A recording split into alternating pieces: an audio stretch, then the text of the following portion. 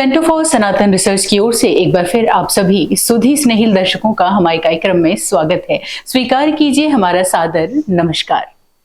अपना बनारस, आप सभी की वाराणसी और सारी दुनिया की काशी, भूत, वर्तमान और भविष्य से परे आनंद कानन। यूं तो बाबा विश्वनाथ मातु गंगा के साथ बहुत सारे धर्मों के तीर्थ स्थलों के लिए विश्व विख्यात है, लेकिन काशी का ये परिचय पूर्ण नहीं है। कुछ ऐसी विभूतियां भी हैं काशी में जो काशी को समृद्ध करती हैं। यहाँ की संस्कृति, यहाँ के धर्म और यहाँ की सनातनी परंपरा को विश्व विख्यात करती हैं। एक ऐसी ही विभूति आज हमारे साथ है, तो चलिए साक्षात्कार करते हैं एक संत, एक महात्मा, एक धर्म प्रचारक और साथ ही साथ एक पर्यावरणविद कार्यकर्ता का अपने इस कार्यक्रम में। जी हाँ, हम बात कर रहे हैं स्वामी जितेंद्र नाथ सरस्वती जी की। आज हमारे कार्यक्रम की शोभा बढ़ाने के लिए हमारे साथ हैं, तो बहुत बहुत स्वागत करते हैं हमारे कार्यक्रम में आपका। और आज आपका सानिध्य पा करके लगता है कि हमारा ये कार्यक्रम गौरवमयी हो गया है। और ऐसे में काशी की चर्चा और गंगा की चर्चा दोनों ही बिल्कुल लाजमी है इस कार्यक्रम के माध्यम से। तो जितेंद्र नाथ जी, सबसे पहले तो हम आपसे ही शुरू करना चाहेंगे कि आम जनमानस के बीच सहज, सरल और सुलभ जितेंद्र कब स्वामी जितेंद्र नाथ सरस्वती बन गए? ये शुरुआत कहाँ से हुई? यूं तो 9 वर्ष की अवस्था में ही जी, जब घर परिवार छोड़ा तो अध्ययन की दृष्टि से, बाद में संघ के प्रचारक की दृष्टि से 15 वर्षों तक, परंतु सन्यास तो डे 1 से जी, कि घर वापसी नहीं करनी, परिवार में नहीं जाना।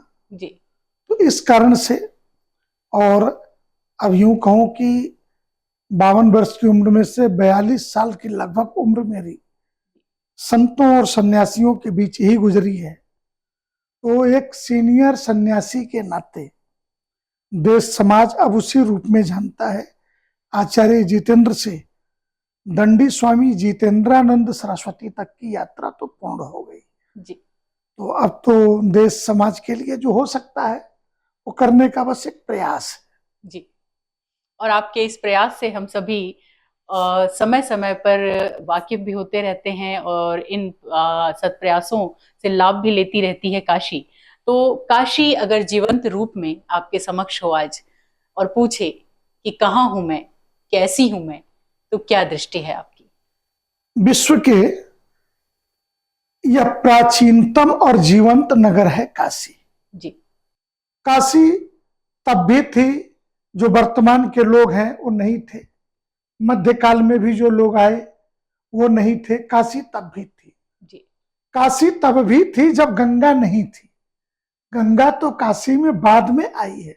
जी, तो गंगा की आयु से ही, गंगा के पृथ्वी पर आगमन से ही हम काशी की जी, आयु का निर्धारण अगर करना चाहे इस शहर के, तो हम कर सकते हैं।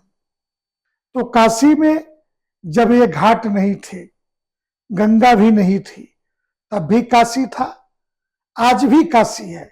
हाँ, इतना जरूर है कि समय स्वभाव का जो परिवर्तन होता है, जी, उससे काशी प्रभावित हुए बिना न रह सकी। जी, जिस काशी में चना चबैना गंगजल, जो पूर्वय करतार, काशी कबहू न छोड़िए विश्वनाथ दरबार का जो भाव था, अब वह भाव आर्थिक साम्राज्य की तरफ अग्रसर हो चला है।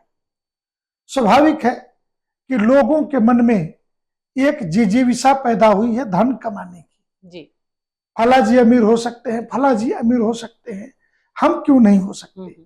दुनिया के अन्य शहरों के तुलना में काशी के बारे में हम समझें तो काशी सदैव चिर संतुष्ट, सदैव से संतुष्ट रहने वाले नगर। तो ये ऐसी नगरी थी, यहाँ का आम व्यक्ति ऐसा था।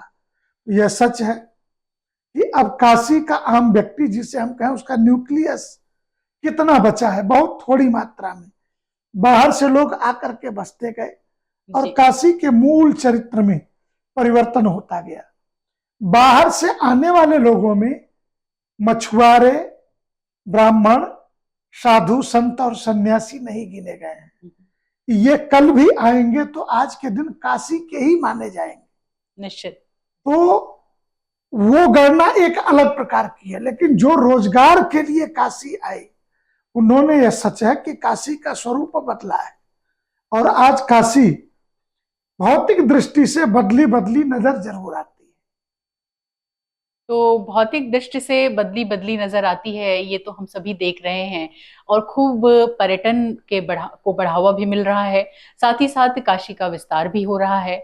और अब जो काशी में लोग आ रहे हैं वो सिर्फ धर्म के लिए नहीं आ रहे हैं, कर्म के लिए भी आ रहे हैं।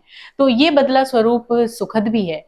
लेकिन काशी के भौतिक स्वरूप के साथ साथ काशी की अगर आत्मा की बात करें तो वो कहाँ तक बदली है या अभी भी चिरस्थायी बनी हुई है? यह कहना अभी बहुत मुश्किल है कि काशी की आत्मा में कितना परिवर्तन हुआ है। जी। हमारा तो मानना है, अगर लाखों वर्षों से काशी की आत्मा नहीं बदली तो आज के इस भौतिक आंधी से भी काशी की आत्मा नहीं बदलेगी। जी। दुनिया में बहुत कुछ भौतिक चल रहा था, अचानक एक वायरस आया कोरोना नाम का। जी। उसने ये सब कुछ दिखा दिया कि बैग में करोड़ों रुपए लेके हॉस्पिटल के बाहर बैठ करके इकलौते बेटे के लिए वो करोड़ों रुपए जो नगद थे वो डॉक्टर के सामने रख करके भीख मांगते, प्राणों की भीख मांगते लोग नजर आए एक वायरस के कारण। तो हम ऐसा कैसे मान लें? हाँ, कुछ मनीषी कहते हैं कि सदैव वर्तमान में जियो। तो वर्तमान को देख करके तो लगता है कि काशी बदल गई है, काशी के लोग भी बदल गए हैं। लेकिन जब उसी काशी में गलियों के अंदर हम जाते हैं, जब उन्हीं घाटों पर साधना करते हुए साधक आज भी दो गमछे से जीवन यापन करते हुए मिलते हैं। मैं काशी के ऐसे कई विद्वानों को जानता हूं जो लाखों करोड़ों ठुकरा दें लेकिन अपनी दिनचर्या से कोई उन्हें समझौता नहीं है।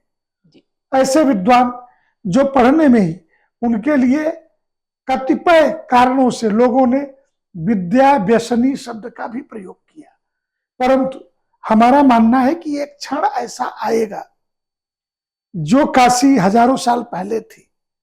हम भौतिक दृष्टि से बात नहीं कर रहे, मकान, ये चूना गिट्टी ईंट से बने हुए भवनों की बात नहीं कर रहे जी। लेकिन काशी की मूल आत्मा हजारों वर्ष पहले जैसी थी, आज भी वैसी है, आगे भी वैसी रहेगी। और कभी कोई कालखंड आएगा जब ये आत्मा पुनः दुनिया को दिखने लगेगी। जी बिल्कुल। तो दुनिया को ये आत्मा दिखने लगेगी, दिख रही भी है, और शायद इसीलिए लोग आकर्षित हैं काशी की तरफ। और जब किसी को मोक्ष साधना या स्व अध्याय की बात आती है, अपने अंतर्मन को जानने की बात आती है, तो काशी की तरफ ही सबकी निगाहें उठती हैं। तो काशी ही क्यों, और क्या ऐसा कुछ खास रहा है सदियों से काशी में? आज आपके सानिध्य में हम इस बात पर भी प्रकाश डालना चाहेंगे। काशी स्वयं में खास रही है जी। दुनिया में हम अगर इस्लाम को भी देखें, क्रिश्चियनिटी को, वो संप्रदाय है, धर्म नहीं है, ये हमें याद रखना होगा। तो अगर काशी को देखें और विभिन्न धर्म संप्रदायों के महापुरुषों के बारे में देखें तो हमें लगता है कि हम या तो बर्थडे सेलिब्रेशन करते हैं या तो उनके डेथ डे को करते हैं, जन्मतिथि और पुण्यतिथि को करते हैं। लेकिन मैं पूछूं कि बाबा विश्वनाथ के लिए काशी शिवरात्रि जो है उनका बर्थडे है क्या, या उनका डेथ डे है क्या? नहीं। जब ये दोनों नहीं है तो शिवरात्रि काशी में मनाई क्यों जाती है? तो स्वाभाविक है कि वो उनके लिए ऐसा दिन है कि जब बाबा विश्वनाथ विवाहोपरांत काशी पधारे। और काशी जब आए बाबा, लेकिन विवाह के बाद बाबा काशी आए और उनके बाराती भी आए। तो कहते 33 कोटि देवता है। कोटि का अर्थ होता है प्रकार, कोटि का अर्थ करोड़ नहीं है। 33 प्रकार के देवता आए, उसमें से 12 ज्योतिर्लिंग, 12 गणपति, 9 दुर्गा, 10 महाविद्या और 51 शक्तिपीठ, ये सभी के सूक्ष्म स्वरूप काशी में आपको मिल जाएंगे। अष्टभैरव, 56 विनायक, ये जो शब्द हैं ये सब के मंदिर कहीं न कहीं काशी में आपको मिलेंगे। ये क्यों बने? इनके साधना की क्या आवश्यकता थी? तांत्रिक काल भैरव की साधना कर रहे हैं, हम्म, कुछ जो हमारे हैं वो बटुक भैरव की साधना में चले जाते जी। हैं, कुछ गंगा के तट पर साधक बैठे हुए हैं। हम्म, तो स्वाभाविक तौर से काशी को समझना कि काशी मूल में है क्या, गोस्वामी तुलसीदास जी के शब्दों में अगर कहें, से सहित स्नेह देह भरी कामधेनु कलि काशी, कि कामधेनु कलयुग की कामधेनु है काशी, जिससे हम जो कुछ मांगे हमारा सौभाग्य है। हम यहां जन्म लिए नहीं लिए, परंतु परमात्मा से एक प्रार्थना जरूर करते हैं कि अगर मृत्यु हो तो काशी में हो, क्योंकि ये जो 70 मोक्षदायिका, 7 जो मोक्ष की नगरी है, अयोध्या, मथुरा, माया, काशी, कांची, अवंतिका, पुरी, द्वारिका, तो 70 मोक्षदायिका है, परंतु 7 में सिर्फ काशी एक ऐसा नगर है कि जहां पे मरने वाले को मरे कहीं और मुर्दा फूंकने के लिए क्रिमिटोरियम में नहीं है, ये ध्यान रखिए। जब हम बात करते हैं तो कभी कभार प्रवाह में बह जाने के कारण ऐसा लगता है कि मरे दुनिया में कहीं लाश को हम लेकर के यहां आ जाएंगे तो उसे मुक्ति मिल जाएगी। नहीं भाई, काशी में वो जो मरेगा, और काशी की भी सीमा भगवान शिव ने तय की है, जिसको वाराणसी कहा जाता है। वरुणा से 80 के मध्य में जी। इन 2 नदियों के मध्य में वरुणा और 80, ये दोनों गंगा से पहले की नदी है, इसलिए है वाराणसी है। तो वरुणा से 80 के मध्य में जो शरीर पूरा करेगा जी। उसको भगवान शिव स्वयं तारक मंत्र देते हैं, काशी मरत जंतु अवलोकी जा सुनाम फल करई विशोकी। जी। उसको शोक से मुक्त कर देते हैं भगवान शिव। इसलिए काशी अद्भुत है। काशी की शक्ति को समझना, काशी के धर्माचरण को समझना, सबको यहां स्वतंत्रता मिली, सभी काशी आए। जी। कोई शास्त्रार्थ करके पराजित करने की दृष्टि से आया, कोई साधना करने की दृष्टि से आया, लेकिन जो जिस कारणों से आया उसका उचित समाधान, अगर ज्ञान दंभ के कारण आए तो ज्ञान दंभ जो है उसका दर्प चूर हो गया। जी। इसलिए काशी को समझना, मैं नहीं मानता कि समग्रता में काशी को कोई एक विद्वान मिलेगा जो समझा सके। इसलिए अलग अलग कोणों से, अलग अलग मोड़ों से काशी को समझने के लिए अलग अलग जगहों पे जाकर के समझना पड़ेगा। जी बिल्कुल, निश्चित। और वरुणा से 80 वाली वाराणसी और काशी विश्वनाथ धाम वाला बनारस, दोनों के स्वरूप को बखूबी आपने देखा, समझा और जिया है। और अब आजकल एक और प्रश्न उठ रहा है कि जो गंगा के घाट हैं, जो गंगा के सुरक्षा के प्रतीक के रूप में भी माने जाते हैं, उनकी जो दीवारें हैं, जो उनकी नींव है, वो दरकने लगी है। अभी हाल फिलहाल में एक प्रश्न उठ रहा है, ये प्रश्न आप तक भी जरूर, आपके भी संज्ञान में होगा, तो आपका इस पर क्या कहना है? ये जो प्रश्न है एक भौतिक प्रश्न है जी। और इसे हम मेंटेनेंस का प्रश्न मानते हैं। गंगा का कोई भी घाट 80 के नए घाट को छोड़ दें जी। तो किसी राज सत्ता ने नहीं बनवाए, राजे महाराजाओं ने अपने अपने राज्यों के आधार पर काशी में घाटों के निर्माण किए। जी। जब घाटों के निर्माण हो रहे थे तो उस समय पंडित मदन मोहन मालवीय जी, जिनको बाद में भारत सरकार ने भारत रत्न दिया, तो मालवीय जी के पास काशी के कुछ उस समय के नगर सेठ गए। जी। उन्होंने काशी के तीर्थ के रक्षा के लिए एक संगठन बनाया था। वो गए और उन्होंने कहा कि ये हमारे जो घाट हैं दरक जा रहे हैं, गिर जा रहे हैं, इसके लिए क्या करना चाहिए। तो एक इंजीनियर था उस समय, लॉर्ड इरविन जी, महामना मालवीय जी ने पत्र लिखा जॉर्ज पंचम को, और जॉर्ज पंचम ने उस पर जांच बिठा दी। ये जांच 1925 में बैठी जी। लॉर्ड इरविन के नेतृत्व में 1927 में इस जांच की रिपोर्ट आई, जिसमें यह बताया गया कि 90 साल अधिकतम इसके बाद काशी के घाट दरकेंगे। क्योंकि काशी में गंगा जी घाट न छोड़ें, इसके लिए 18वीं शताब्दी में महाराजा काशी नरेश ने रामनगर का किला बनाया, जहां से चुनार से आके पानी किले से लड़के सीधे चेत सिंह के किले से लड़ करके और बहता है जी। घाटों को कभी वो जल छोड़ता नहीं है। तो इस कारण से जब घाटों को जल नहीं छोड़ेगा तो नीचे दरकेगी, पोलापन होगा। आवश्यकता थी समय के अनुसार मेंटेन करने की जी। योजना बनाने की। तो 2017 में वो 90 साल पूरे हो जाते थे 1927 से जी। तो उस समय योजना बनना शुरू हो जाना चाहिए था। हमारा दुर्भाग्य है कि इरविन की अनुशंसा को हम क्यों स्वीकार करें। हमारे जो वर्तमान के इंजीनियर हैं, जिनके बनाए पुल उद्घाटन से पहले भी गिर जाते हैं देश जी, हम उनकी अनुशंसा मानेंगे। मैं शिक्षा व्यवस्था पे कमेंट करने के लिए नहीं बैठा, परंतु इतना जरूर कहूंगा कि शिक्षा व्यवस्था ने हमें और कुछ दिया या नहीं दिया, लेकिन हम ज्ञानी हैं इसका दंभ जरूर दिया है जी।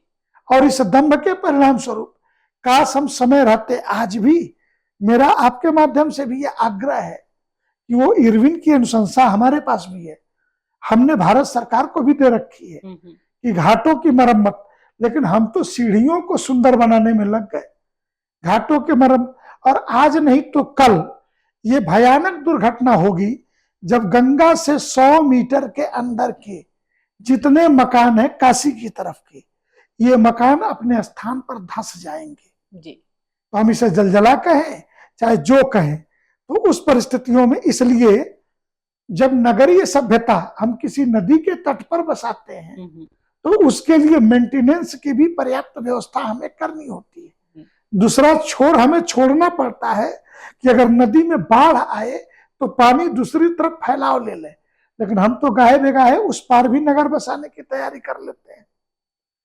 योजना भले ठंडे बस्ते में चली गई, परंतु उस पार भी बनाने की तैयारी कर ली थी। तब तो पानी फैलता तो कहां जाता, तो ऊपर उठता। तो शहर में, तो शहर के जो सीवर हैं, ये दुनिया का सबसे पुराना सीवेज सिस्टम है। इस पुराने सीवेज सिस्टम को हम व्यवस्थित कितना रख रहे हैं जी। और गंगा के कब जल स्तर बढ़ेगा तो ये हमने किया क्या, सीवर सिस्टम तो गंगा में गिराने के लिए बनाया, तो उसका नुकसान तो हमें उठाना पड़ेगा जी। इसलिए समय रहते हमें चेतने की जरूरत जरूर है।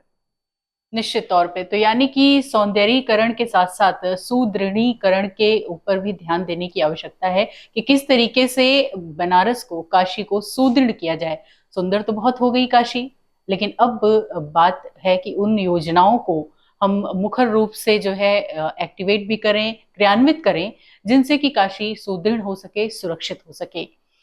अब वही सवाल माँ गंगा की तरफ से कि आज किस रूप में हूं मैं, किस रूप में चली थी, क्योंकि त्रेता युग में भगीरथ गंगा को लाने का काम किए थे और कलयुग में सभी की अपेक्षा आप जैसे संतों से है कि आप गंगा को तारने का काम करें। वैसे तो गंगा हमें तार रही हैं, लेकिन जल्द ही वो समय आ गया है कि गंगा को भी तारने की आवश्यकता है। इस विषय पर आपका क्या कहना है?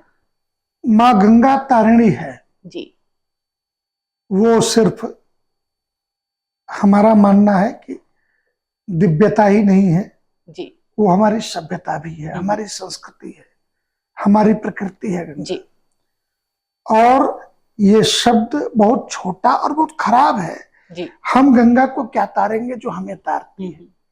प्रकृति एक बार रौद्र रूप लेती है तो बद्रीनाथ केदारनाथ के हादसे को जब माँ गंगा की 3 धाराओं में से एक अलकनंदा की सिर्फ जी फूटने का परिणाम था 2013 में। दुनिया ने उस विप्लव को देखा है। तो अगर गंगा ने विप्लव फैलाए तो हम ऐसा कहते हैं कि माँ गंगा की जितनी जमीन है, आज नहीं तो कल गंगा जी अपनी जमीन ढूंढ लेती है। परंतु संकट यहां दूसरे तरीके का है। यह संकट राजनीति के द्वारा खड़ा किया गया है जी।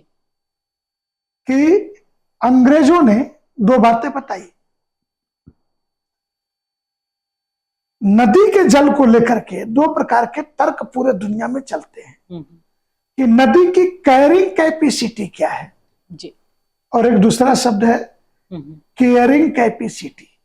या केयरिंग कैपेसिटी मेरा दिया हुआ शब्द है। गंगा के तट पर दुनिया की 10% की आबादी पलती है। पूरे विश्व के समूची आबादी का 10% अकेले मां गंगा के तट पर पैदा होने वाले अन्न से पलता है। तो गंगा की केयरिंग कैपेसिटी की अपेक्षा अंग्रेजों ने इसके कैरिंग कैपेसिटी को चुना।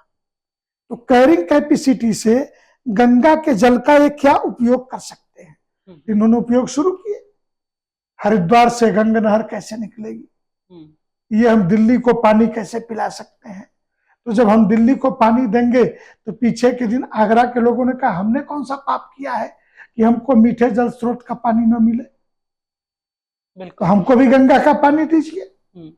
जैसे नर्मदा के जल को लेकर के कि नर्मदा के जल से कहां तक सिंचाई कर सकते हैं, तो गुजरात की आबादी 5 से 7 करोड़ है। मध्य प्रदेश के एक छोटे से हिस्से में नर्मदा के जल से काम होता है, तो नर्मदा की सीमा है। लेकिन गंगा जिस किनारे पे जिन राज्यों से होकर गुजरती है, ये राज्य बहुत बड़े हैं, ये राज्य सामान्य नहीं है। इसलिए गंगा के कैरिंग कैपेसिटी को नापने की जगह हमने कैरिंग कैपेसिटी में वहां ले जाके खड़ा कर दिया है कि जहां से हम कहें विस्फोट के मुहाने पे गंगा बैठी, किसके हिस्से का पानी काट के वाराणसी को दे दे, कौन आंदोलन नहीं कर बैठेगा। पश्चिमी यूपी के किसानों की सिंचाई के लिए गंगा नहर, उस नहर से छोटी छोटी नहरें कैनाल निकाल करके सिंचाई हो रही है जी।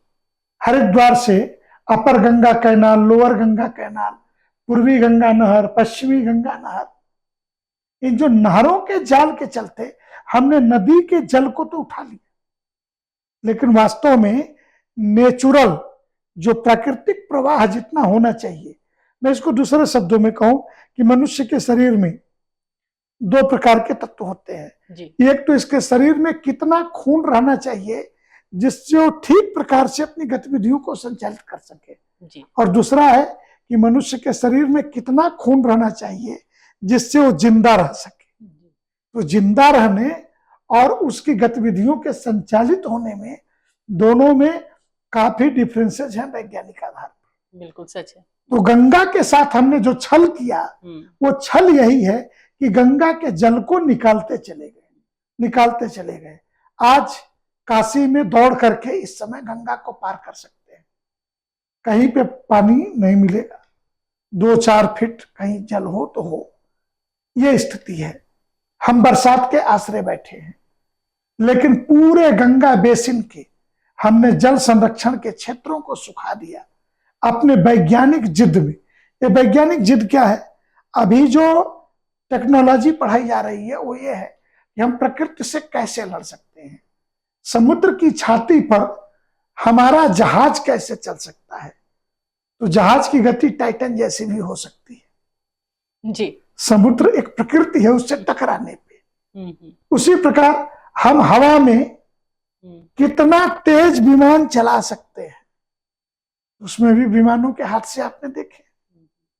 धरती पे भी हम कितना तेज, बुलेट ट्रेन चाहिए, ये ट्रेन चाहिए, ये सारी चीजें हम उस दिशा में बढ़ चले। तो हमने गंगा के साथ या प्रकृति के साथ दोहन नहीं, हमने शोषण करना प्रारंभ किया है जी।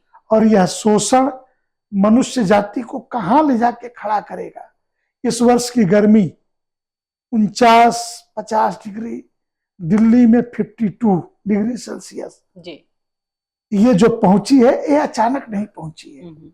यही 55 से ऊपर होते ही लोग गिरना मरना। और मुझे 1995 का वाकया याद है काशी में, कि गंगा के उस पार भी लाश जलाने की छूट दी गई और तापमान सिर्फ 47 डिग्री सेल्सियस पहुंचा था। इसलिए प्रकृति से खेलने का अंजाम बहुत बुरा होगा। तो सरकार को इस दिशा में सोचना चाहिए। समय रहते मैं प्राणी मात्र के जीवन के लिए सरकार से आग्रह करता हूं कि वो नीति बनाए। बिल्कुल।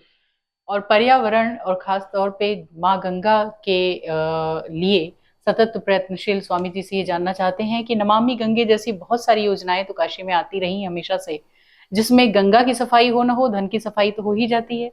तो क्या कुछ ऐसा किया जाए जिससे कि गंगा वास्तव में निर्मल भी हो सके, स्वच्छ भी हो सके? जी। गंगा के दो प्रश्न हैं, अविरल गंगा और निर्मल गंगा। जी। अविरल गंगा का प्रश्न उत्तराखंड से जुड़ा हुआ था। प्रधानमंत्री जी ने उसका लगभग समाधान कर दिया। जो बांध 2014 के पहले के स्वीकृत थे उसमें वो कुछ नहीं कर सकते थे, लेकिन 2014 में उनके प्रधानमंत्री बनने के बाद मैं यह कह सकता हूं कि किसी नए बांध को उन्होंने मंजूरी नहीं। उल्टे पहले 5 वर्ष के शासनकाल में दुनिया में किसी नदी के नाम पे मंत्रालय बनाने की बात आई तो गंगा मंत्रालय, गंगा के नाम पर भारत के अंदर किसी नदी के नाम पर मंत्रालय का गठन किया, ये एक इतिहास है। अब वह मंत्रालय जल शक्ति मंत्रालय के रूप में एक कैबिनेट मंत्रालय जो स्वयं निर्णय लेने में सक्षम है और गंगा के समूचे तंत्र के लिए डायरेक्टरेट बना दिया, जहां 1000 करोड़ रुपए तक का प्रस्ताव पास कर सकते हैं। लेकिन सवाल यह है कि वह ब्यूरोक्रेसी और टेक्नोक्रेसी और वो लीडरशिप जिनको ये काम दिया जाता है उनकी समझ कितनी है, वो चाहते क्या है। हम पहले आलोचना करते थे कि नरेंद्र मोदी जी के प्रधानमंत्री होने के पहले कि गंगा के सवाल पर होटलों में बैठक होती है, तो क्या इस 10 वर्षों में गंगा के प्रश्न पे होटलों में बैठकें नहीं हुई है क्या? गंगा के किनारे कोई बैठक करने गया है क्या? जीरो ग्राउंड पर कोई उतरा है क्या? जी। तो ये उत्तर मिलेगा नहीं उतरा। तो इसलिए हम कांग्रेस के जमाने में गंगा एक्शन प्लान, जिसको जीएपी गैप कह सकते हैं, ये गैप था। जब राजीव गांधी 1986 में काशी में इसका उद्घाटन करने आए तो मंच से ऑन रिकॉर्ड उनका भाषण था कि हम गंगा के पानी को पीने योग्य बनाएंगे, ड्रिंकिंग वाटर। जब यहां से गए तो उनके ब्यूरोक्रेसी और टेक्नोक्रेसी ने उनको समझाया या फिर क्या बोल के आ गए, पीने का पानी WHO के मानक पर देखा जाता है, उसके 32 मानक हैं, तो कैसे तय होगा? कहीं कहीं 24 मानक है, कहीं 32 मानक है। मानकों को लेकर मतभेद है वैज्ञानिकों के अंदर आपस में, तो हम 24 छोड़िए, हम 20 ही मानक मान लें कि जिस पर मतभेद न हो। तो ऐसे 20 मानक पे पीने का पानी आप नहीं दे पाएंगे तो क्या करें? तो करना क्या चाहिए? तो क्या ड्रिंकिंग वाटर की जगह आप लिख दीजिए बेथिंग वाटर, नहाने योग्य। तो नहाने योग्य पानी तो भैंस के नहाने के लिए कि मनुष्य के नहाने के लिए?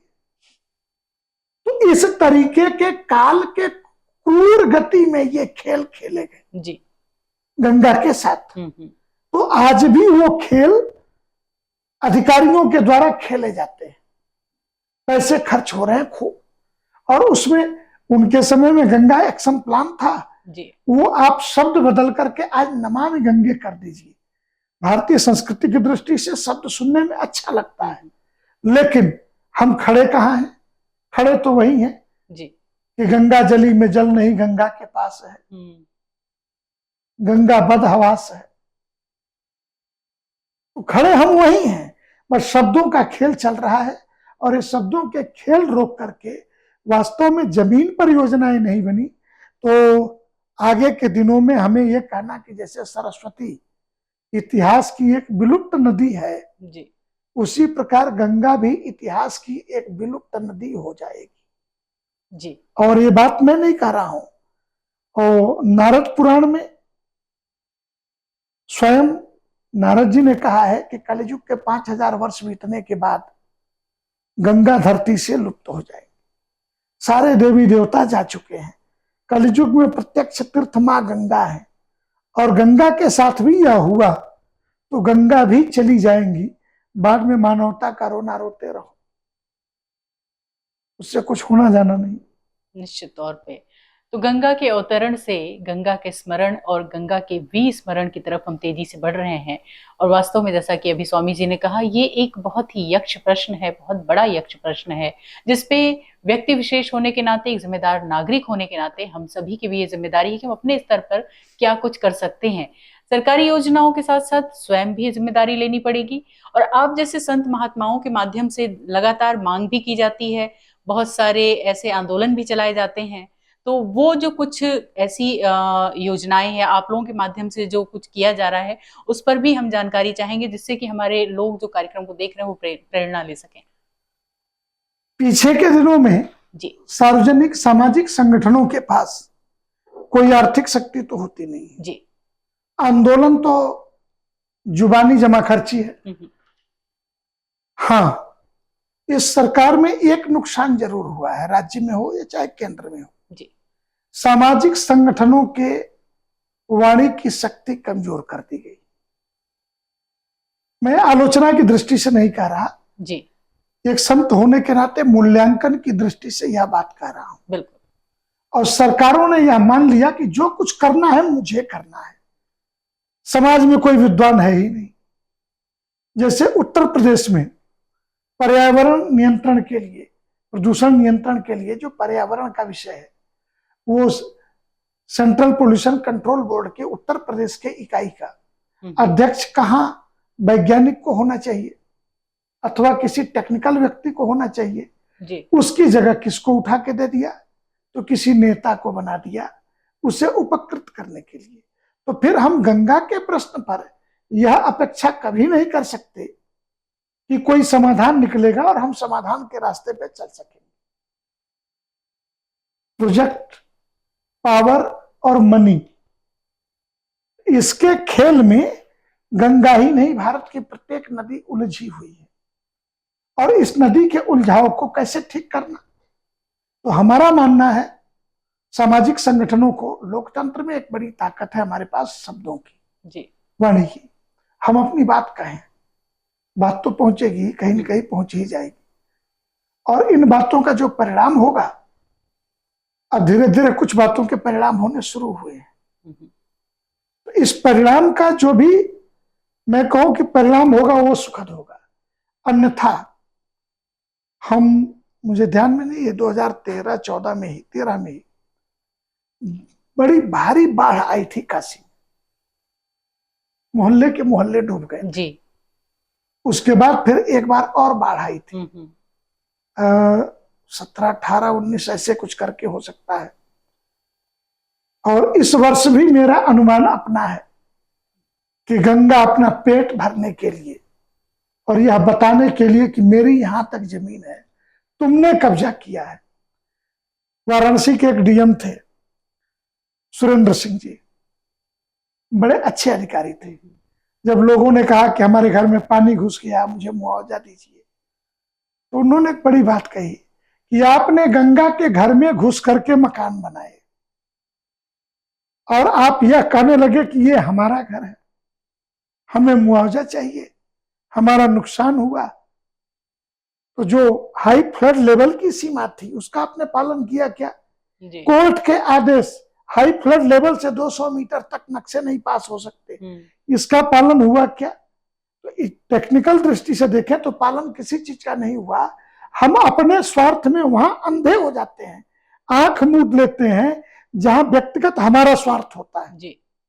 हम नदी का परिसीमन नहीं चाहते, नदी का सीमांकन नहीं चाहते, हम नदी के जमीन में घुस जाना चाहते हैं।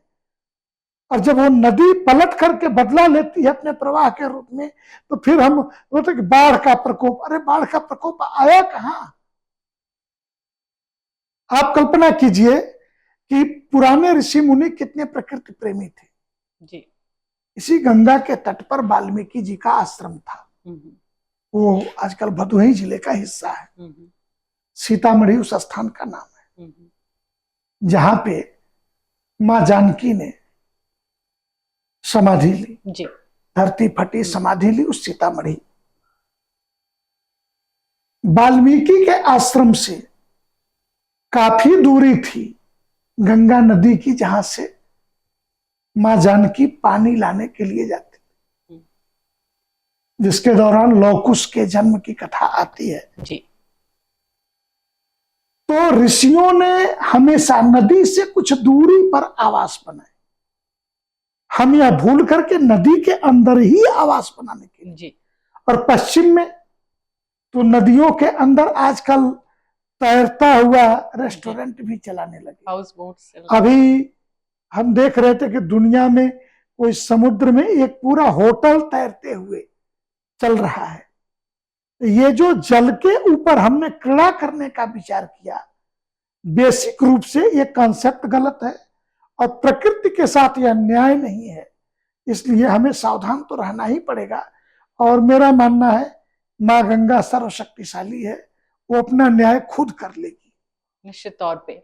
और प्रकृति अपने स्नेह और वात्सल्य से हमें सींचना जानती है, तो उसी के साथ साथ अगर हमने उसके साथ छेड़छाड़ की सीमा को पार कर लिया तो वो कीमत हम कैसे चुकाएंगे ये बताना भी जानती है। तो प्रकृति को कैसे सजोना है, क्योंकि आने वाली पीढ़ियां जो है वो हमें कभी माफ नहीं कर पाएंगी। पर्यावरणविद होने के नाते और एक चिंतक होने के नाते आज जो विश्व पर्यावरण की स्थिति है जो है, न सिर्फ भारत की और अपने प्रदेश और अपने जिले की, बल्कि विश्व पर्यावरण की अगर बात करें तो जैसा अभी आपने जिक्र भी किया कि ग्लोबल वार्मिंग तेजी से बढ़ रही है। इसके कारणों पे चर्चा करने के साथ साथ इसके निवारण क्या क्या हो सकते हैं, इसका मार्गदर्शन करने की कृपा करें।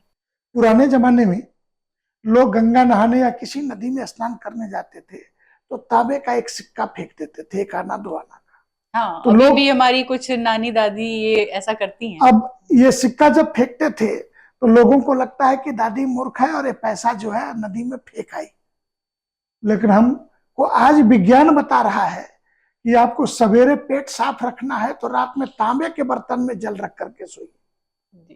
तो हमने जितना स्नान किया था उतने के सापेक्ष तांबे का सिक्का हम नदी में डाल के चले आए कि नदी उससे साफ हो जाएगी। यह कारण था। कोई भी हमारी काकी, नानी, दादी, माँ, बूढ़ी ये गंगा में या किसी नदी में नहाने के बाद कपड़े धोते वहां नहीं मिलेगी, वो कपड़ा घर लाके धोती थी। आज हम क्या कर रहे हैं, नदी को क्रीड़ा का स्थल बना दिया है।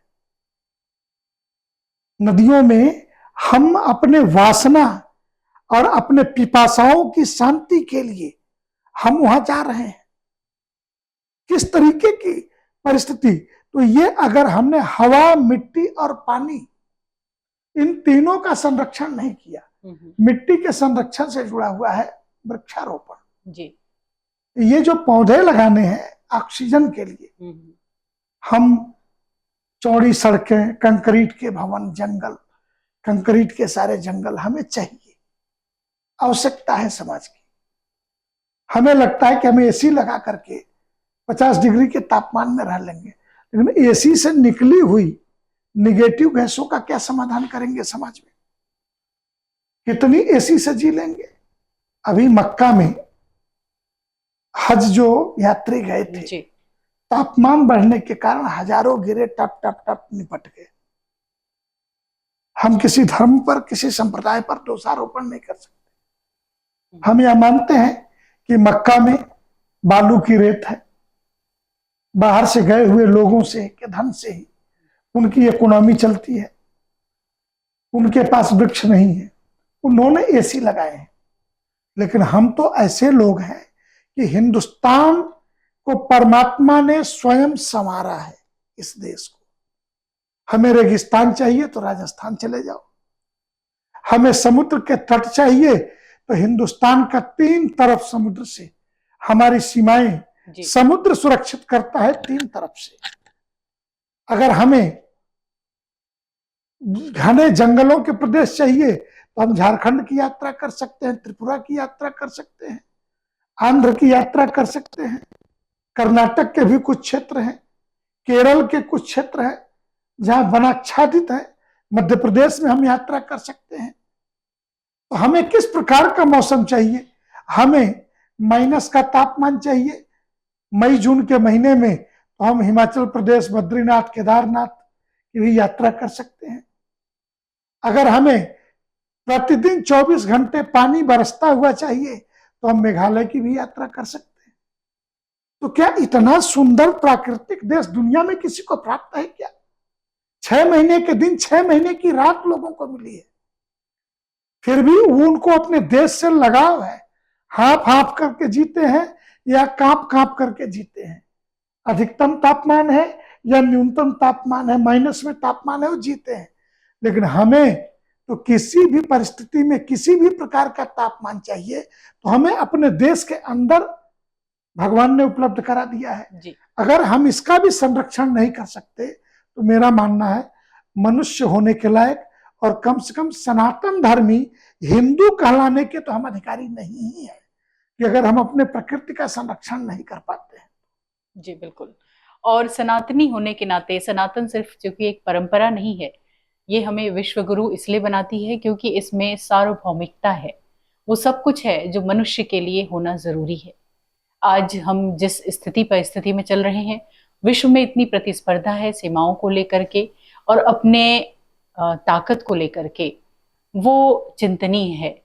एक संत होने के नाते जो आजकल युद्ध की स्थितियां बहुत सारे देशों के बीच में चल रही हैं और कहीं ना कहीं जो ग्लोबल वार्मिंग बढ़ रही है उसके कुछ कारणों में से वो भी हैं, तो क्या एक विचारक होने के नाते आप क्या कहना चाहेंगे ऐसी स्थितियों में कैसा होना चाहिए माहौल और किस तरीके से लोगों को व्यवहार करना चाहिए? राजशक्ति सदैव आधिपत्य की बात करती है जी। ताकत चाहिए उसे, वो ताकत की बात करती है पूरे दुनिया में। लेकिन हम यह कह सकते हैं कि एक सभ्यता के रूप में, एक संस्कृति के रूप में हम सफल लोग हैं। हमने जी 500 वर्षों के संघर्ष को न्यायपालिका के अंदर श्री राम जन्मभूमि के विषय को वर्तमान सरकार ने सुलझाया और उसके लिए सबसे अच्छी बात यह रही कि सुप्रीम कोर्ट के संविधान बेंच के सर्वसम्मत फैसले का विरोध मुस्लिम पक्ष ने भी नहीं किया और वो भूमि पूजन के समय जो पक्षकार थे हाशिम अंसारी, वो भी वहां आकर के बैठे। एक फिर पूरे दुनिया में 3 संप्रदायों का, इस्लाम, क्रिश्चियनिटी और यहूदी, उनका एक शक्ति केंद्र है यरूशलेम। जी। दुनिया में संयुक्त राष्ट्र संघ की ताकत किसके पास है? इन्हीं शक्तियों के पास है, देशों की ताकत। दुनिया में पहला परमाणु बम बनाने वाला व्यक्ति यहूदी था। सत्ता शक्ति का संतुलन हिंदुस्तान को माइनस कर दीजिए, भारत नेपाल, मैं कहूं कि पुराने भारत को, भूटान, पाकिस्तान, बांग्लादेश, इसको माइनस करिए तो सभ्यता के संघर्ष 1000 वर्ष से यरूशलेम में इजराइल वर्सेज फिलिस्तीन का चल रहा है। 1000 वर्षों का संघर्ष है। उनके पास अंतरराष्ट्रीय अदालतें हैं। दुनिया के वो सो कॉल्ड स्वयंभू, स्वयं के घोषित दुनिया के सबसे सभ्य लोग हैं, जिन्होंने अपने को दुनिया का सबसे सभ्य घोषित किया है। 1000 वर्षों में भी वो समाधान नहीं कर पाए। आज भी हमास फिलिस्तीन की तरफ से और इजराइल सीधे इस संघर्ष को कर रहा है। उन संघर्षों की पृष्ठभूमि में अगर देखें तो हमारा हिंदुस्तान बहुत आगे है। जी, क्योंकि अपनी चिंतन धारा से भारत ने हमेशा से ही पूरे विश्व को बांधने का भी काम किया है। सर्वजन हिताय सर्वजन सुखाय की बात सिर्फ भारत में ही हो सकती है। और अगर हम विश्व कुटुंबकम की बात करते हैं तो ये भी हमारी ही परिकल्पना में है। इसलिए ही कहते हैं कि सनातन परंपरा नहीं, एक चिंतन धारा है। और इसी सनातनी परंपरा के हम सभी साक्षी समय समय पर होते रहे हैं, लेकिन इसे जीवन में आत्मसात करके और बांध के रखने की आवश्यकता है।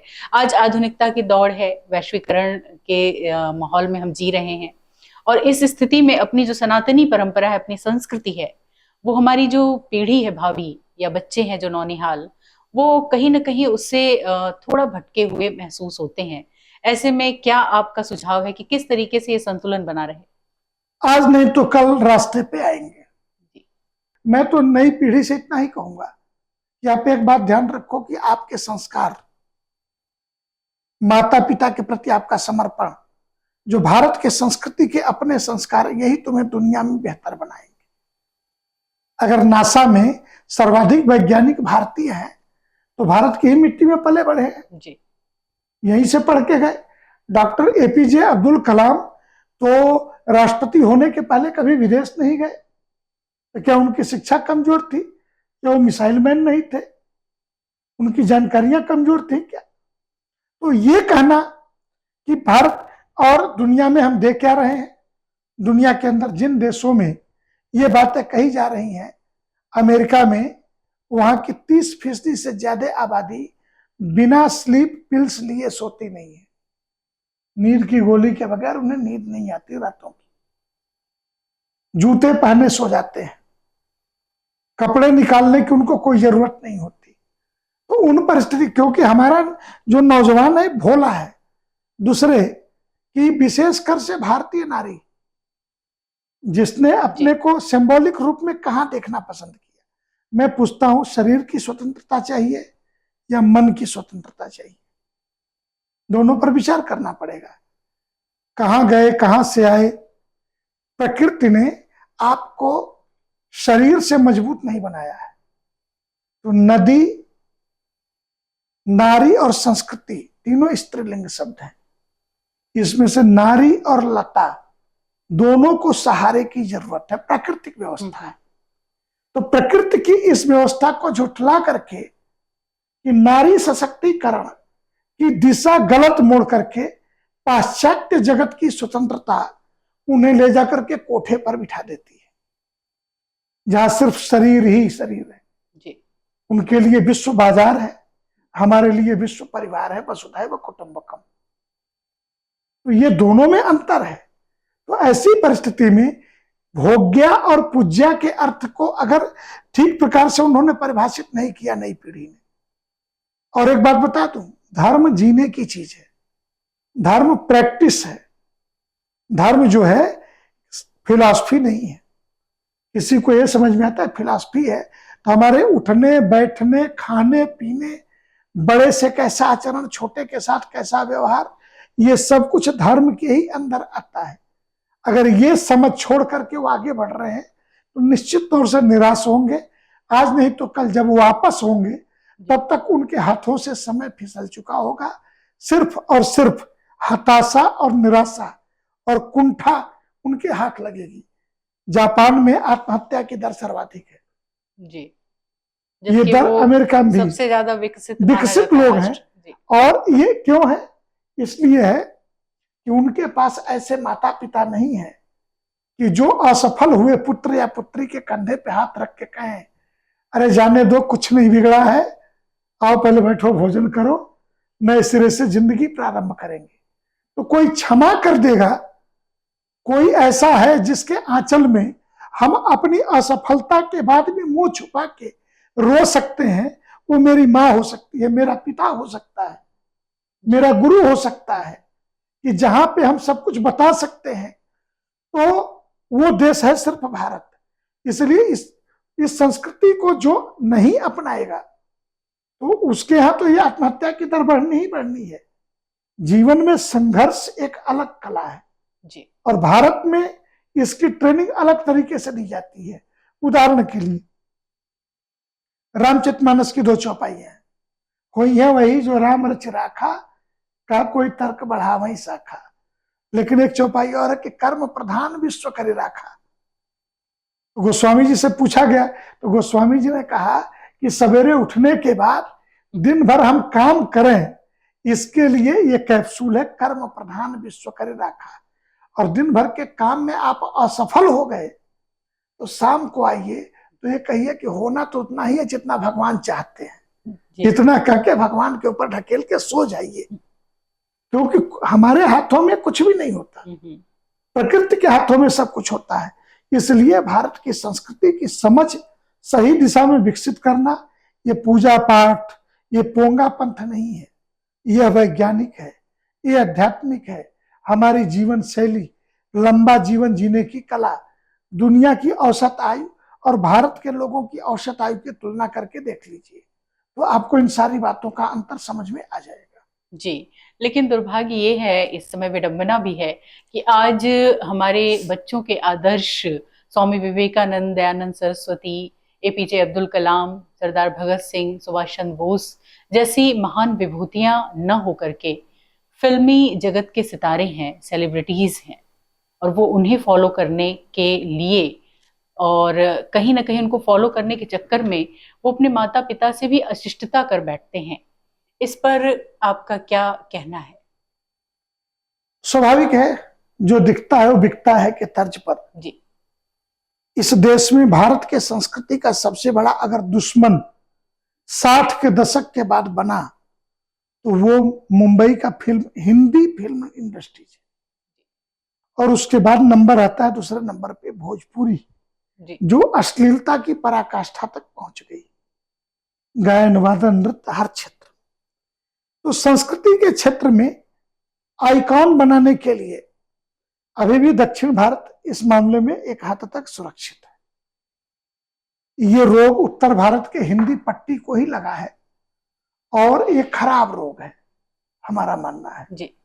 और मेरा मानना है कि मुंबई जो जाता है वो पैसे की चाहत में जाता है, उसके लिए राष्ट्र धर्म चरित्र नाम की कोई चीज नहीं होती मुंबई के फिल्म इंडस्ट्री में। उनकी फोटो आपको दाऊद इब्राहिम के पैर दबाते हुए भी मिल जाएगी, हाजी मस्तान के घर पर भी खाना खिलाते हुए मिल जाएगी, और अंबानी परिवार में अनंत अंबानी के विवाह पूर्व के समारोह में भी जमीन पर बैठे हुए सितारों की भी फोटो मिल जाएगी जी।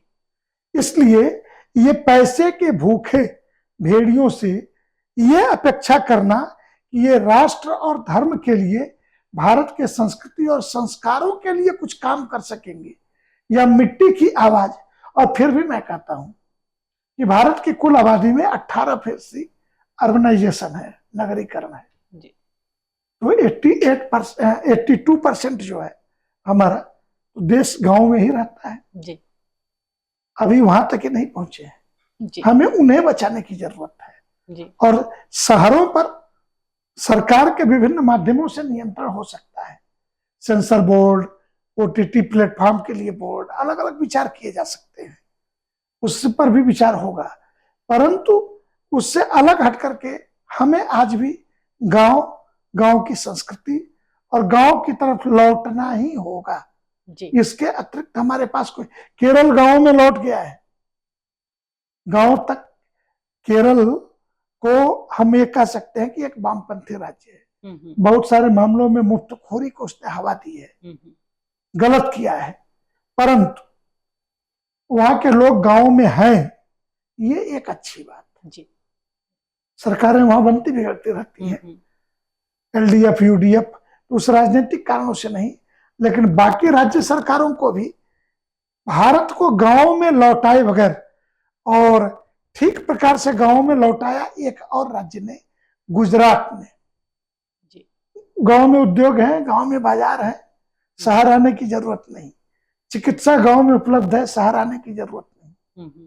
तो अगर गांव की तरफ हम नहीं लौटे तो नुकसान होगा, अन्यथा संस्कृति अभी भी बची हुई है और इनकी कोई बहुत से नहीं है। जी। और अभी आपने जैसा कि कहा कि सरकारों को ऐसी योजनाएं बनानी चाहिए, ऐसे सेंसर बोर्ड के माध्यम से अंकुश लगाना चाहिए, जिससे कि समाज में कोई भी गंदी मानसिकता प्रचारित ना हो सके। लेकिन सरकार तो टिकट बांट रही है सेलिब्रिटीज को। ये कोई नया नहीं है, 5000 साल पहले भी महाभारत के युद्ध में भीष्म के सामने शिखंडी को खड़ा कर दिया गया। जी। सेलिब्रिटी शब्द का प्रयोग करना ही मुझे लगता है खराब है इनके लिए। और टिकट बांटने की जहां तक बात है कि कुछ आदर्श चरित्र बनकर के उभरे, निगेटिव और पॉजिटिव दोनों पक्षों में है। मेरठ से अरुण गोविल को टिकट दिया, मैं किसी का बचाव नहीं करता। अरुण गोविल का चेहरा भगवान राम के चेहरे में वह रोल करते करते प्रतिबिंबित हो चुका है। हालांकि मैं अरुण गोविल को इस काबिल नहीं मानता कि भगवान राम के चरित्र से तुलना की जाए, लेकिन राम की गाथा और राम का किरदार निभाने के कारण जनता एक बार तो एक्सेप्ट कर लेगी। परंतु अगर 5 वर्षों तक जन सेवा का वातावरण नहीं रहा, वो कंगना रनौत ही क्यों न हो, महारानी लक्ष्मीबाई की भूमिका निभाने के कारण, मणिकर्णिका के कारण, तो कभी कभार फिल्म इंडस्ट्रीज के कलाकार किसी किरदार के साथ तादात्म्य बिठा लेते हैं, लेकिन उसका जब वो दुरुपयोग करने का प्रयास करते हैं तो आज नहीं तो कल समाज समझ जाता है। आप बताइए कि संजय दत्त टाडा के अंदर लंबे समय तक जेल में रहे, और उनके पिता सुनील दत्त भारतीय संसद के सदस्य भी रहे जी। लेकिन क्या छुड़ा लिया था क्या? नहीं, कानून ने अपना काम नहीं किया था क्या? बिल्कुल। या संजय दत्त के पीछे समाज खड़ा हो गया? तो एक समय तक समाज ये देखता है, लेकिन जब उसे लगता है कि नहीं, फिल्म में जिया गया चरित्र और इसके वास्तविक जीवन के चरित्र में अंतर है, तो समाज स्वीकार नहीं करता। हाँ, नई पीढ़ी को शॉर्ट टर्म खेलने की आदत हो रही है, ये असफलता नहीं पचा पाएगी ये पीढ़ी। अब हमारे जमाने में तो 50% के अगर मार्क आ गए तो पिताजी पूरे गांव में मिठाई बांट देते थे, लड़का पास हो गया इतने पे मिठाई बढ़ जाती थी जी। आज तो 90% से कम है तो माता पिता मुंह सिकोड़े पड़े हुए हैं। तो सीबीएसई बोर्ड भी भर भर के नंबर दे रहा है।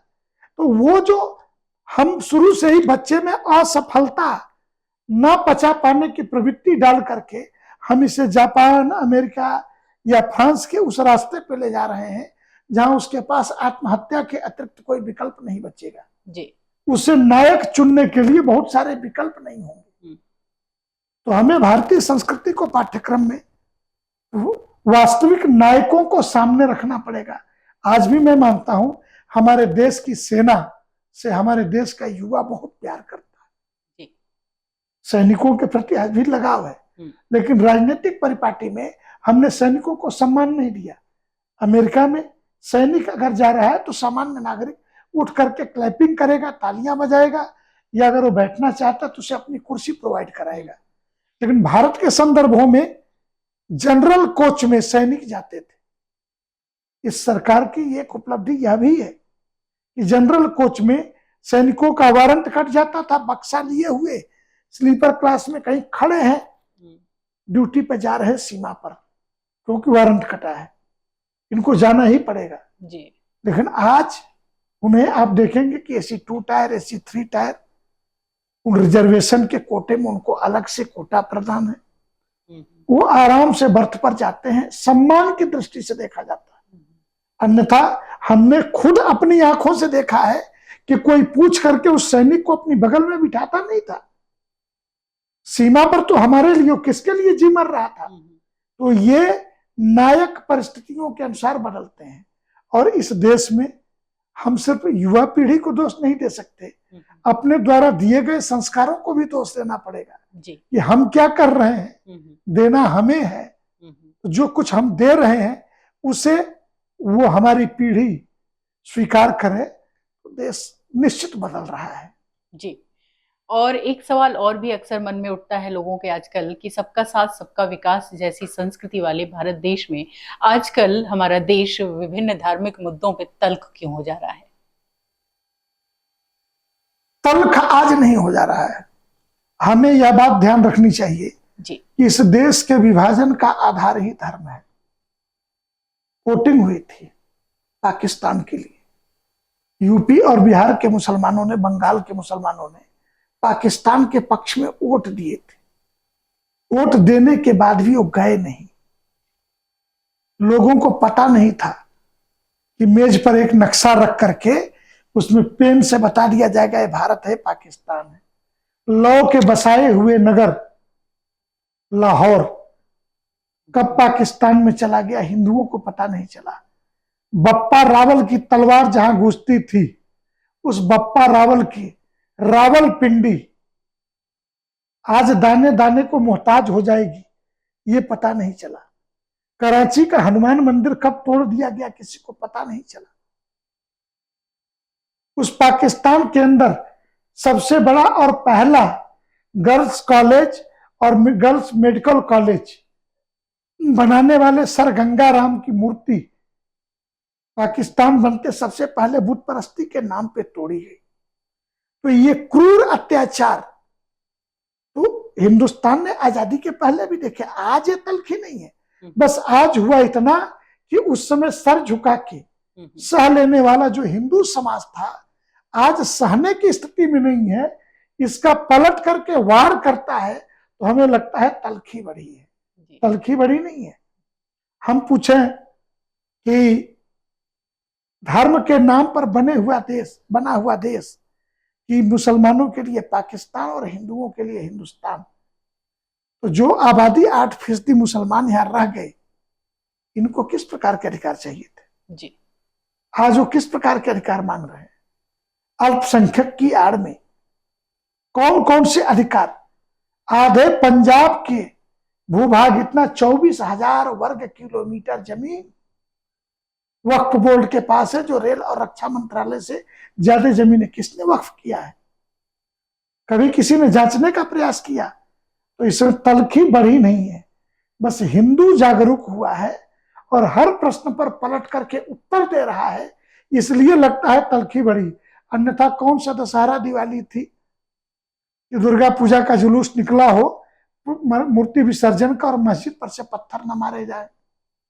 कौन सी ऐसा दशहरा देख लिया था? कौन सी ऐसी रामनवमी देख ली थी कि दंगे नहीं हुए? तो ये कहना कि आज तलखी बड़ी, नहीं, तलखी उनके दिमाग में थी, हम सर झुकाए रहते थे। आज हमने स्वाभिमान से सर उठाया है, ये दिखने लगा है और ये अभी आगे और भी दिखेगा। जी। और इसी के साथ साथ जब तलखी की बात हो गई, धर्म की बात हो गई, तो अब बात कुछ उस विषय पे भी करना चाहेंगे जहां से विश्वनाथ धाम की भव्यता, दिव्यता और नव्यता जुड़ी हुई है। विश्वनाथ धाम जहां पूरी दुनिया आती है अपनी आराधना के लिए, अपने आराध्य के श्री चरणों में सर झुकाने के लिए, और ऐसी स्थिति में यूनिफॉर्मिटी कहीं ना कहीं इस बीच कम होती देख रहे हैं हम सभी लोग जो है। इसके पीछे जो कारण है और इसके पीछे जो आपकी दृष्टि है कि क्या ये उचित है, आज आपके माध्यम से ही जानना चाहेंगे। मैं इस संदर्भ में इतना ही कहूंगा जी ज्ञानवापी जो मूल मंदिर है, जी, जिसको ज्ञानवापी मस्जिद कहते हैं, नंदी प्रतीक्षारत, ज्ञानवापी का कूप, ये सब उपलब्ध है। अहिल्याबाई होलकर ने 18वीं शताब्दी में जी ये जो वर्तमान का विश्वनाथ मंदिर है, इसे बनवाया और नरेंद्र मोदी की सरकार ने इसे विश्वनाथ धाम कॉरिडोर के रूप में विकसित किया। महात्मा गांधी ने इसके लिए यह कहा कि सकरी गलियों में कब मैं फिसलते हुए मंदिर में पहुंच गया मुझे पता ही नहीं चला, बदबूदार, फिसलन भरी, पानी गिरा हुआ। उस गली में हम भी चले हैं, कोई बहुत पुरानी बात नहीं है, गांधी के जमाने की। जी 2200 वर्ग फुट का एक मंदिर, सकरी गलियां, 1000 लोग भी हुए तो दिखने लगी, भीड़ दिख रही है, ऐसा था। अब लगभग 5 लाख वर्ग फुट में 400 मकानों को हटा करके इस मंदिर का निर्माण पूरे परिसर का हुआ है। 50,000 लोग परिसर में कहां समा जाएंगे पता नहीं चलेगा, इतना बड़ा परिसर है। स्वाभाविक है पिछले 2 वर्षों में 13 करोड़ लोग दर्शन करने आए। मैं 3 करोड़ कामन मानता हूं, 10 करोड़ लोग नए हैं जिन्होंने दर्शन किए। 25,000 करोड़ की जीएसटी इकोनॉमी बूम की है शहर की जी इस 2 वर्षों के दौरान। प्रश्न धन का नहीं है, ये 10 करोड़ लोग आए दर्शन करने, तो पहले भी कुछ बड़े लोग आते थे जी। ऐसा नहीं कि जब 1983 से पहले महंत परिवार के पास था तो विशेष पूजा नहीं होती थी और विशेष नहीं आते थे। आजादी के पहले सारे राजे महाराजे आते थे, तब इतनी भीड़ भाड़ नहीं होती थी। महाराजा आए हैं इसलिए मंदिर खाली करा लिया जाता था जी। तो अब जब हमारे पास हमारी क्रय शक्ति बढ़ी है, तो इस क्रय शक्ति के बढ़ने का एक दुष्परिणाम भी हुआ है कि हम जल्दी से जल्दी दर्शन करना चाहते हैं और पूरी दुनिया से आने वाले व्यक्ति को काशी के बारे में पता नहीं है जी। तो हम काशी के बारे में कैसे बता सकते हैं? कौन बताएगा? किसके पास इतना फालतू का टाइम पड़ा है जो बताएगा? तो बताने के लिए मंदिर प्रशासन ने हम ही लोगों का सुझाव मान के एक व्यवस्था की कि किसी नौजवान को वो निःशुल्क शास्त्री एक शब्द दे दिया और कहा 300 रुपए आप सुगम दर्शन के जमा करिए जी। आपको मंदिर के बारे में, काशी के इतिहास के बारे में यह व्यक्ति बताएगा, आपके साथ घंटा आधे घंटे का समय स्पेंड करेगा जी। एक खर्च करेगा व्यक्ति समय, तो कोई भी नौजवान, एक तो रोजगार मिला, लेकिन दूसरी तरफ हम क्या देख रहे हैं कि सुगम दर्शन के रूप में पैसा लिया जा रहा है। जी। वास्तव में वो ले जाकर के पूजा करवा रहा है मंदिर में, उसे मिलते हैं 100 रुपए ही ले जाने के। जी। लेकिन एक समय दूसरा एक रोजगार अलग तरीके का डेवलप करने का यह प्रयास किया गया। जी। इसको मेरा मानना है नकारात्मक भाव में नहीं देखना चाहिए। दूसरे प्रधानमंत्री, मुख्यमंत्री, किसी भी राज्य के मुख्यमंत्री, नेता, विपक्ष के नेता हो या सत्ता पक्ष के नेता हो, जिनको प्रोटोकॉल में जीने की आदत, कोई भी देश संविधान से चलेगा। जब देश संविधान से चलेगा तो उसके अंदर प्रोटोकॉल लागू होंगे। जी। वो मंदिर प्राइवेट हो या मंदिर सरकारी हो, दर्शन जिसकी आस्था है। तो क्या देश के सुप्रीम कोर्ट के कोई जस्टिस आएंगे तो उस समय भीड़ में कहते कि चलिए लाइन में खड़े हो जाइए, ये करा सकते हैं क्या? तो इसलिए ये अतार्किक, और मेरा मानना है कि इस बहस का कोई अंत नहीं है। ये व्यवस्था आपको बनानी ही पड़ेगी। बाकी आम जनता के लिए दर्शन सुगम रहे, भीड़ बढ़ेगी तो देर होगी, यह भी उतना ही बड़ा सत्य है कि लाखों लोग एक ही समय मंदिर के गर्भगृह के पास पहुंचेंगे नहीं। तीनों दरवाजे से दर्शन, चारों दरवाजे से दर्शन करेंगे तो 4 में 1 दरवाजा वीआईपी के लिए दे दिया, तो 3 दरवाजे आम व्यक्तियों के लिए अगर दर्शन किए हैं, दर्शन करा भी दिए तो भी लाखों की भीड़ को आप, क्योंकि 10 करोड़ की भीड़ कुछ होती है, 5 करोड़ की भीड़ एक वर्ष में कुछ होती है।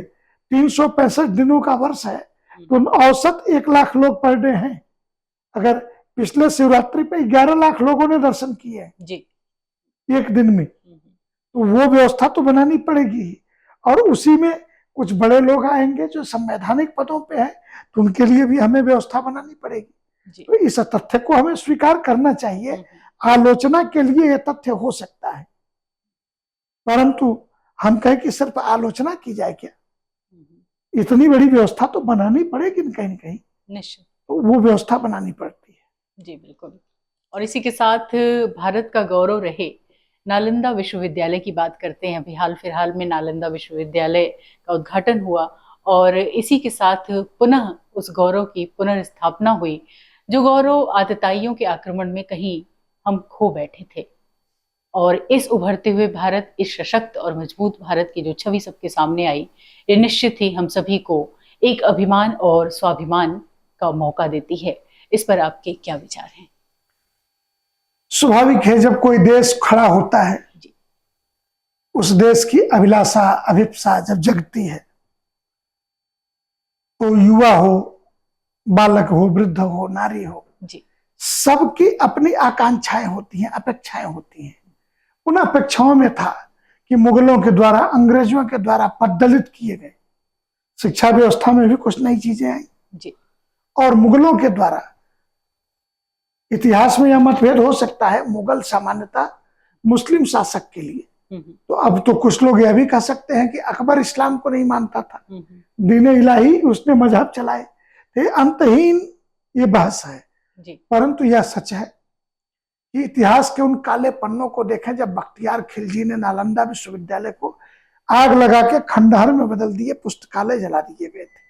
आज अगर हम कहें कि बाबर के द्वारा श्री राम जन्मभूमि के मंदिर को तोड़वाए जाने के बाद इसके पुनः गौरव को प्राप्त किया, और नालंदा विश्वविद्यालय शिक्षा के केंद्र के रूप में, जिन्हें राजनीतिक रूप से यह लगता था कि विश्वविद्यालय क्यों नहीं खोले जा रहे, मंदिर क्यों बनाए जा रहे हैं, उनके पेट का दर्द अब समाप्त हो जाना चाहिए कि विश्वविद्यालय भी खुल गया है, अब उनको अपनी याद औलादों को एडमिशन कराना है तो वहां वो जा सकते हैं, इसके लिए फ्री है। परंतु जिन्हें आलोचना करना, उसका कोई इलाज नहीं। लेकिन एक सिकनेस के साथ हम अभी भी जी रहे हैं कि बख्तियार खिलजी के नाम पर एक रेलवे स्टेशन का नाम है। दुनिया इस बात पर आश्चर्य व्यक्त करती है कि अपने आक्रांताओं के नाम पर भी आपके यहाँ नगर बसे हुए हैं। तो इन नगरों को भी, के नाम को भी बदला जाना आवश्यक होगा, यह हमारा मानना है। और मैं मानता हूं कि नालंदा विश्वविद्यालय के रूप में बिहार में शिक्षा का सूर्योदय हुआ है, अलग तरीके से प्रतीक के रूप में, और यह पूरे देश और दुनिया के लिए गौरव का कारण बनेगा आने वाले समय में। और इसी के साथ आपको बहुत बहुत धन्यवाद देना चाहेंगे।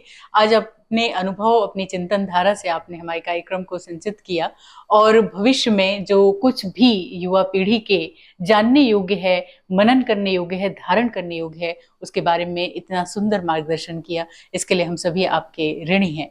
और सेंटर फॉर सनातन रिसर्च के दर्शकों से ये बताना चाहेंगे कि हमारा तो प्रयास ही यही होता है कि हम अपनी भारतीय संस्कृति, परंपरा के साथ साथ आधुनिकता को भी आप तक पहुंचाने की कोशिश करें, लेकिन सबके संतुलन के साथ ही।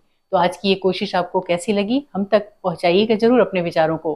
तो इसी के साथ अब आपसे अनुमति लेते हैं, अब विदा दीजिए। कुछ नई जानकारियों के साथ आपसे फिर होगी मुलाकात, तब तक के लिए नमस्कार।